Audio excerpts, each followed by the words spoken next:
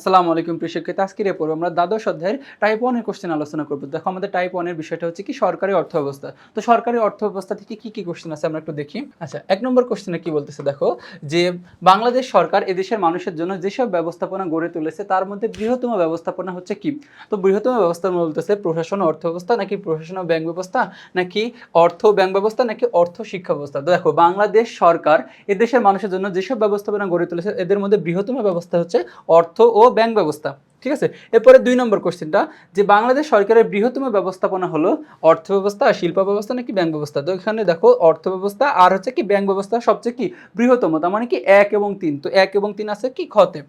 আচ্ছা, এরপরে পরবর্তী কোশ্চেনটা দেখো, যে 3 নম্বর, যে অর্থ কি। তো আমরা জানি যে অর্থ হচ্ছে বিনিময়ের একটা মাধ্যম। কি বিনিময়ের একটা মাধ্যম হচ্ছে কি অর্থ। মনে করো যে তুমি একটা কি জিনিস নিছো, ওই জিনিসটা কিনা মানে জিনিসের জন্য তুমি জাস্ট কি টাকা দিলা, এটা হচ্ছে কি একটা বিনিময়ের মাধ্যম, এই অর্থ হচ্ছে কি সেই জিনিস।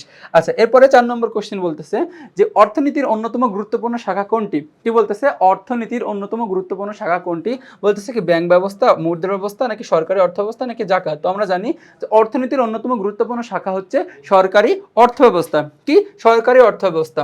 আচ্ছা, এর পরবর্তী কোশ্চেনটা দেখো, যে 5 নম্বর, যে রাষ্ট্রের আয় ও ব্যয় সংক্রান্ত নীতি ও পদ্ধতিকে কি বলা হয়। তো আমরা জানি যে রাষ্ট্রের আয় ও ব্যয় সংক্রান্ত নীতি ও পদ্ধতিকে বলা হয় সরকারি অর্থ ব্যবস্থা বলা হয়। কি বলা হয়, সরকারি অর্থ ব্যবস্থা।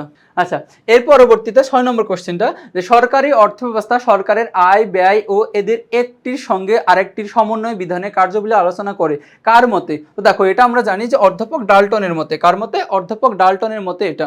আচ্ছা, দেখো সরকারি অর্থব্যবস্থার যে বিষয়গুলো অন্তর্ভুক্ত থাকে, আমরা জানি যে সরকারি অর্থব্যবস্থায় অন্তর্ভুক্ত থাকে রাষ্ট্রের আয় ব্যয় থাকে, সরকারের ঋণ থাকে, নাকি রাষ্ট্রের হচ্ছে কি বিনিয়োগ থাকে।